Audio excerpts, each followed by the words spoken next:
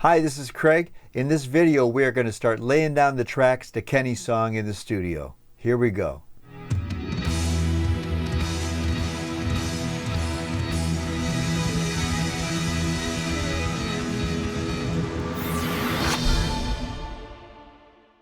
Hi, this is Craig from Colley Music. Thanks for joining me today or tonight or whatever time it is, wherever you are. We've been talking about doing this song, Kenny's song, from start to finish. In the last video, we talked a little bit about the concept of where it came from and where we're going to take it. Now we're actually going to start laying down the tracks to do that piece of it now. We moved into the studio away from the grand piano to do this. We're going to use a digital piano to lay down a reference track. We're also going to use a drum backbeat to give us some click or reference of time to play to. We're going to put some markers in so that we have an idea where we are in the song, meaning where the verse is, where the chorus is, where the bridge is, and so on, and anything that's needed to help keep track of where I am as I'm playing the song. The next piece after this will be laying the grand piano track down, but this is the first piece to give us a framework to enable to do that next piece of acoustic instrument along with the instruments that we're going to do today. These instruments, by the way, will be replaced, or actually they won't be used at all in the final mix. They're only there for reference to build up the rest of the song. It's part of the process.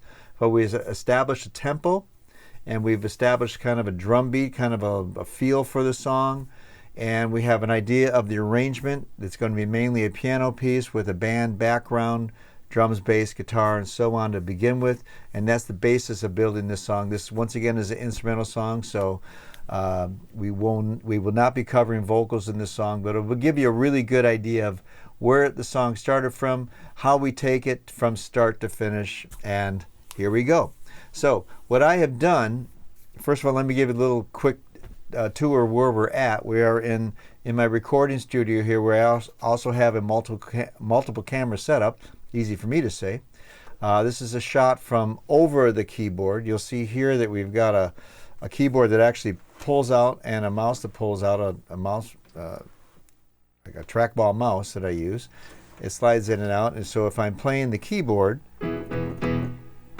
got to turn my speakers off there. There we go. If I'm playing the keyboard, then it's easier to access it. But if I'm just doing work like this, I can do this. So it's set up so it's much easier to work that way. And you're seeing this a little bit of the screen here in the background in this wide angle. This is a GoPro that's hanging over. We also have this side shot that comes from the back, so you get an idea of what the screens are and kind of a little different perspective. This is the actual screen we will be using as we are, excuse me, as we are laying down the tracks. And this is the sequence. I use a software called Digital Performer, which is by MOTU, Mark of the Unicorn. Been using this for many, many years. And we'll talk more about that in other videos, but this is it's the sequencer. If you're not familiar with that, is the recording device, the thing that captures all the information we're going to enter by playing instruments. And then behind me I have a overview of the studio from another angle. Behind me also is there's a drum set here, and then there's another guitar booth and vocal booth behind me that we use in other sections of the song. So what I've done now is I'm going to show you. I've already actually prepped all of this. I'm going to show you how I did it, beginning with a tempo, beginning with a click track, which is like the old metronome that goes back and forth and keeps time. We can set that digitally, so I've already done that. I've established the tempo on this song and also laid down the track for the reference keyboard part, but I'll show you how we did that. Put in the markers for where different things happen in the song, and then also a drum reference track to play to. And everything is designed so that I take this back to the other part of the studio to record the grand piano to, as you'll see in the next video. So let's go to the screen and show a little bit about what is going on with the sequence here. I'm going to zoom in so we can see a little bit closer. In the sequencing software, you'll see over here, I'm going to get my mouse back. There we go. So here is just basic controls for the software. Play, record, stop, pause, and so on. Over here, these are the things I use primarily when I record, particularly what we're doing right now. This is a start and a stop area that I would set markers into start where I want to start the sequence, and the sequence is the song, the sequence of events that happens. We call it a sequence, where we start and stop. Also, this is where we record start and stop. So when I start a song, these will be set differently than they are right now. This here is the track window, where we have a series of tracks, and I'm very organized, and this is really important when you start a song, that you have the structure of your sequence really well organized. And I'm going to show you that real quick. I do cover this more in depth in other videos, but since I'm here, I'll give you a little idea of what's involved in that. A reference track would be if I had a reference track of something that I wanted to listen to mimic or compare, or something else I was working from. This is a master, overall master of what the overall sound comes through, the master bus. These are two linked together, and another mix channel here where I would do a mix down within the sequence. VO pertains to what I'm doing right now, talking, which is going through this software as well. This is the piano part that I will be showing you that I've already recorded. And then for grand piano, we have multiple tracks that we used when we record the grand piano part, which we'll see in the next video. And these are all drop-down little menus here. More of the keyboard patches that I would use in other sections of this song or other songs. The organ patch when I add a Hammond B3 type sound to a song or whatever it may call for. This is the vocal section, where lead vocals, harmony vocals, and sub mixes of those, and multiple tracks that I would lay vocals down on those tracks. Acoustic guitar parts, so multiple acoustic guitar parts here. And then electric guitar parts that were broken down into 3 different subgroups of different types of electric guitars. So let's say in this instance there's a clean guitar, a crunchy guitar, and a distorted guitar already pre-set up, make it easy to access and just plug and play. Bass guitar, and you're going to see these all being used as I progress into different parts of this song with different tracks. This is the drum track.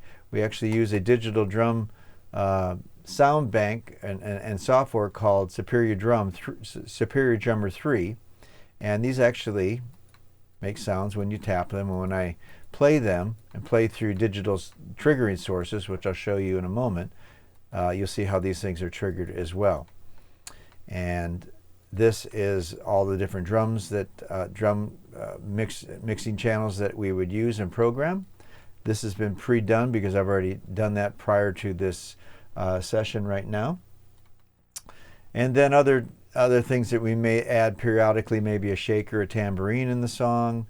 And then this is a whole nother bank of sounds that I would use triggering other sample libraries, or maybe orchestration sounds, or brass sounds, windwood sounds, storm drum sounds, vocals, choirs. I have over 10,000 sounds available to use, and I use it through this interface here and these setups. Way more complicated what we're going to get into today.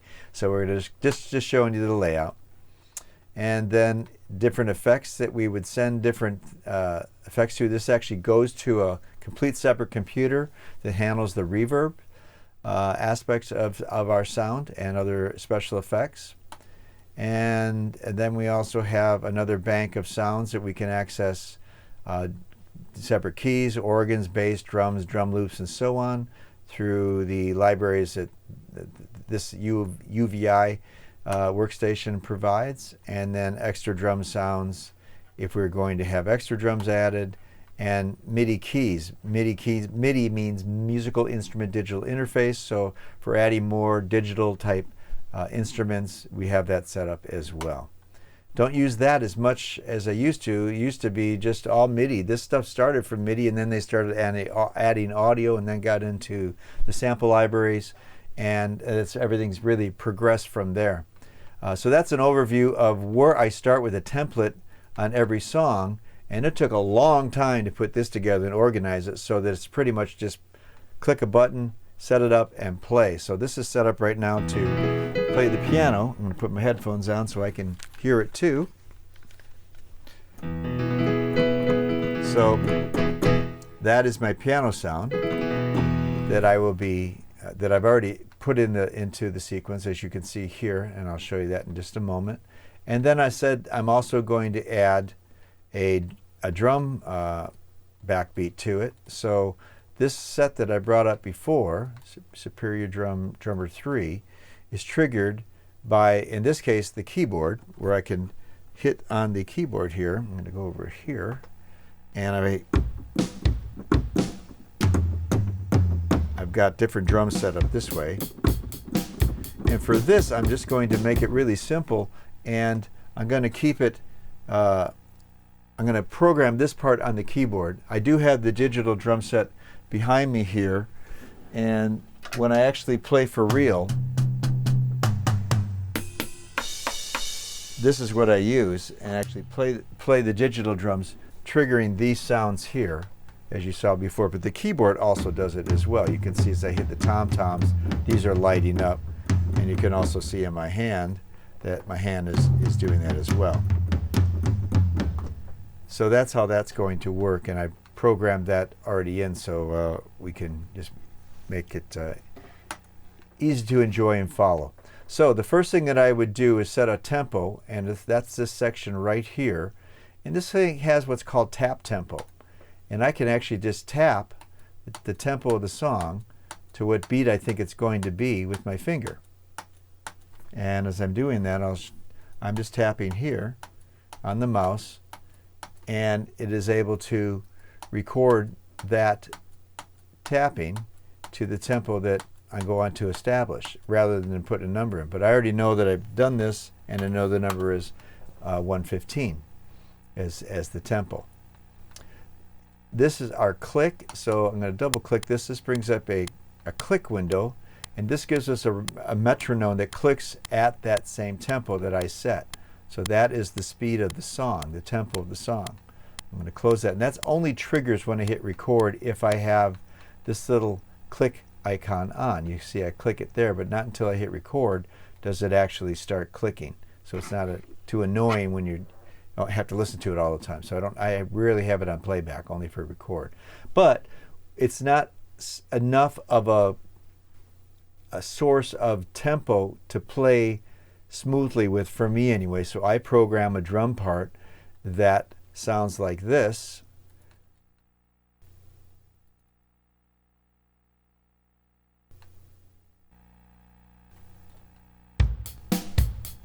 So I have that to play to, and I can also turn that click on at the same time. And that's what I would start playing the piano part to. This part here that you're hearing, this drum patch here, I have actually played in real time, and I use something that's called quantize. And quantize, if I can find it, it seems like I never can find it when I want to. Input quantize, it's called. And what that means is when I play into the software, and if I'm off beat a little bit, it'll auto-correct it. But you can see I don't have it at 100% strength. I have it at 75% on the sensitivity and on the strength, so it gives a little bit of a human feel. It's not so robotic. And then oftentimes something has a triplet feel to it, so I'll have the 3 and 2 triplet 3 in time of 2 selected periodically. And for this song, I had it turned off so it was very straight beat, but there were some parts that had some anticipations and they were in a triple time, so I turned it on to record those parts separately. And enable input quantization right there has to be selected for it to work. The thing is, you got to remember to turn it off when you're playing other parts, or it does it to everything and it doesn't work very well. So I only use it when I'm doing these types of drums.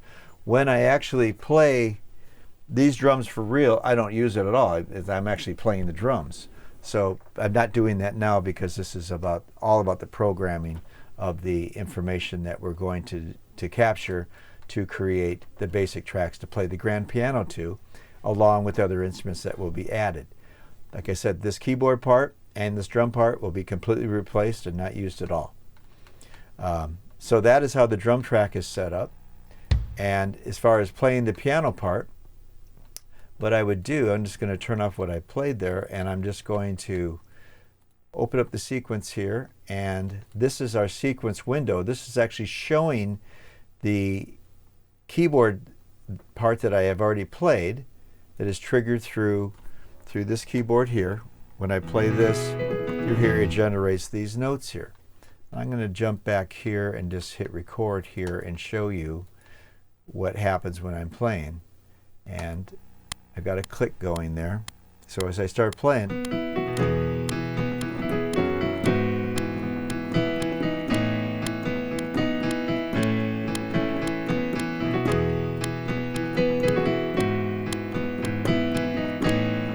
so you can see that just recorded what I just played there. Now I'm going to back up. I'm going to play that back.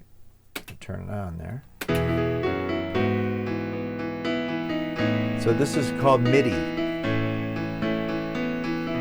Now what's really nice about MIDI is that it's like an old piano scroll. And you can change, you can move notes around. You can make them longer, shorter, softer, and louder. You can transpose things. You can move the whole section around if you wanted to.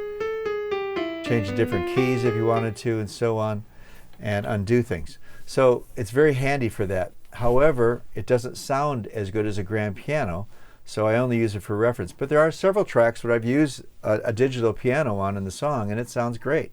I actually use it a lot. And the reason is the sounds have become incredible. And this is a Casio keyboard. For many years, honestly, Casio was kind of a joke because it sounded like that old, 80s little, like your watch or something. It was a horrible sounding little keyboard. Kind of cool because it was small and compact. But now they've done so much improvement to it. It's a great sounding piano. I mean, it's a good sounding piano. But in this song, I've opted to use the grand piano, and you'll see in the next video when we do a comparison back and forth why. So that's how I laid the piano part down. Another thing that I have done during this process is over here. They're called markers. And if you look at the sequence, I'm going to back up to the beginning here. You'll see that I've got, this thing says count here.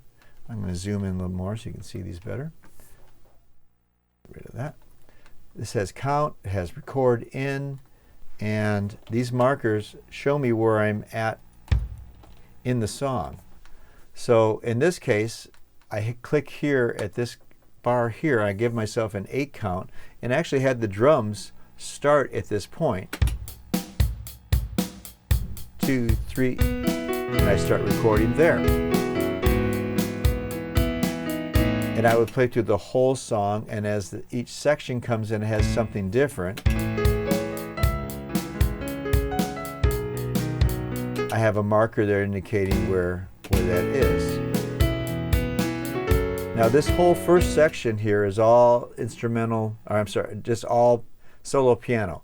At this point where it says V2, this is where the band comes in. And if I wanted actually to add something that I could put here, band in, and that way it would add that to my marker, and anything I want to add to it, I can put these points into the sequence because they're reference points for things that happen, especially when you start adding multiple tracks. And when you get lots and lots of tracks, if you don't have this organized to start with, you're going to be in big trouble.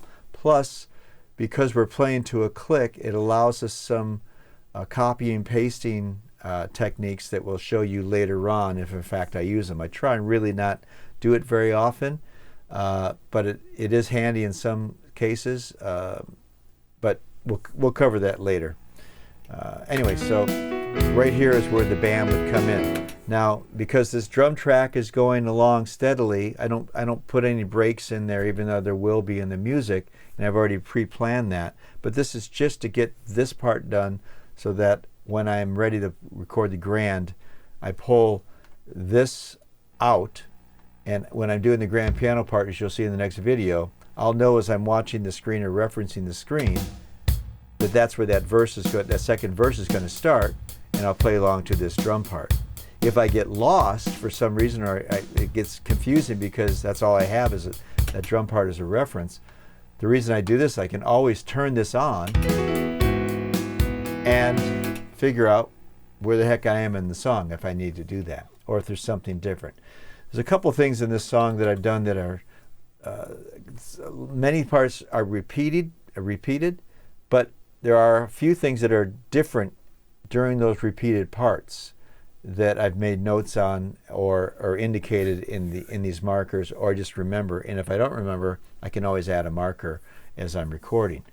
The other thing that's nice about Digital Performer is there's an option called transcribe. And I'm going to go back to the top here, and this actually generates, this is just the piano part, this generates the sheet music for the song.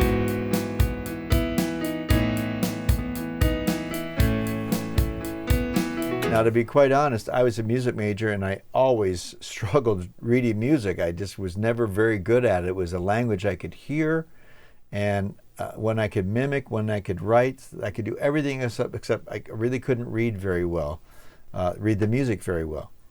Lots of reasons for that, but I was just one of those guys that could hear it but not really read it this way.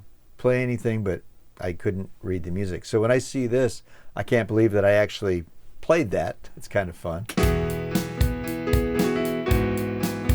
But if I had to write that down note by note, it would take me forever. I remember when I was a music major, I had major blisters on my fingers from holding a pencil for 20 hours trying to write out music, because this didn't exist at that time. I remember that was the time computers were just coming out and you could record like one note at a time in a sequence, and that was a major deal.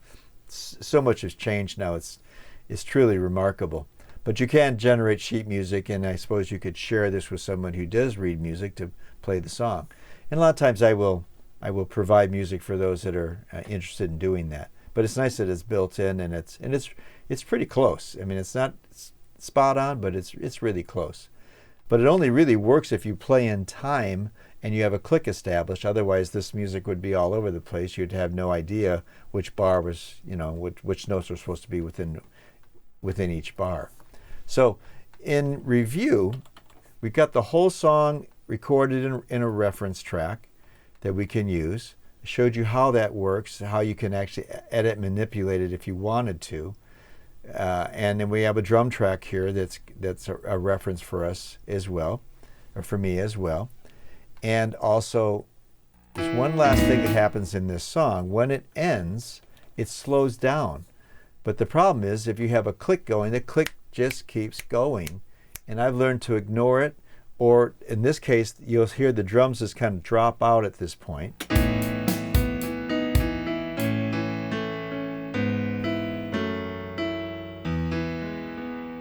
So I can just be expressive with the piano. One thing I do want to show you before we close here is how I actually recorded the drum part. And I'm just going to go over this part here. I'm going to start at the very beginning, and I'm going to click in a record. This is an auto record line. So you see this red line is my record line, and this green line is a reference of where I start and stop the song. Since I've already done all these markers over here, I already know that the song ends way over here, so I'm going to set an out point for the record there, and an out point for the record to stop, for the song to stop. And we got off the screen there. So you can see that the whole song, if you're going to record everything, you want to make sure those are completely solid throughout the whole song. And as you're going to see the recording process, I use all different ways of moving these bars and these lines around to record different sections. It's called punching in and out, which I'll show you in the next video. But for instance, if I was going to lay down this drum part, and once again referencing that I talked about earlier is this input quantizing, it will help me keep better time because I don't play the keyboard that accurately. I can play the drums, but it's harder to play it on the keyboard when you're manipulating something like that. And I think I may have been off the screen the whole time there. Hopefully I can fix that in the mixdown, I believe. I hope so. So now we're going to input these drums. I'm actually going to make it simple, and I'm going to just create another take. So the other take is going to go away, and I'll start fresh here. So I'm going to give myself 8 bars to build up to where my count is going to start, then a count, and then the piano part will come in. So it goes like this, and the click is going to start because I'm starting to record.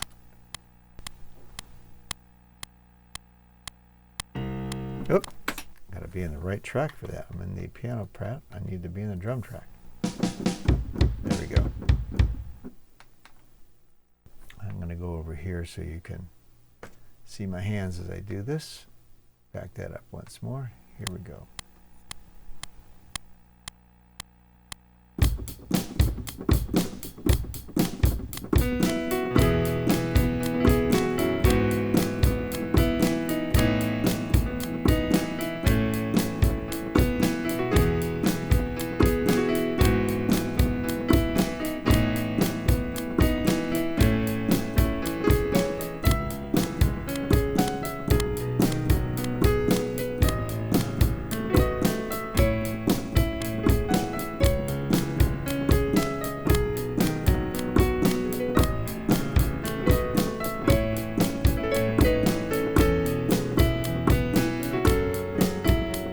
And the band comes in here.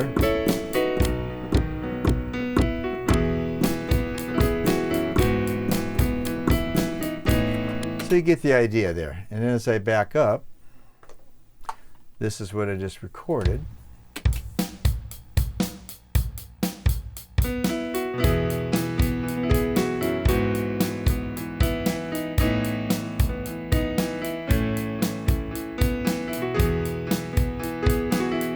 So you get the idea of what I'm putting together, and as the song progresses, I will leave little spaces for things that are going to change, like I did here, to kind of give it more of a band feel, or more of an arrangement feel. Like right here, before this repeat starts, I drop the drums out a little bit.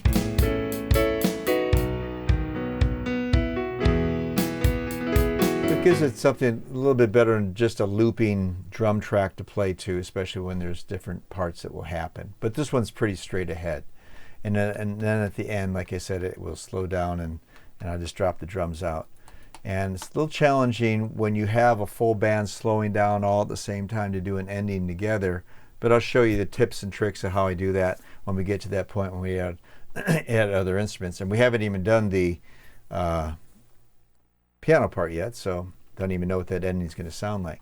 So that's an overview of how the whole track works by laying down the reference tracks, the piano, drums, and the arrangement of what comes when and where, using the markers, punching in and out with our record function of the software, using the click track, and gives you a basis of how we start the beginning part of the song. So I hope you enjoyed this so far. Once again, this is a journey from start to finish on how we put together a song, and I decided to use this song, Kenny's song, as an example because it's going to be a really good one as it rolls out.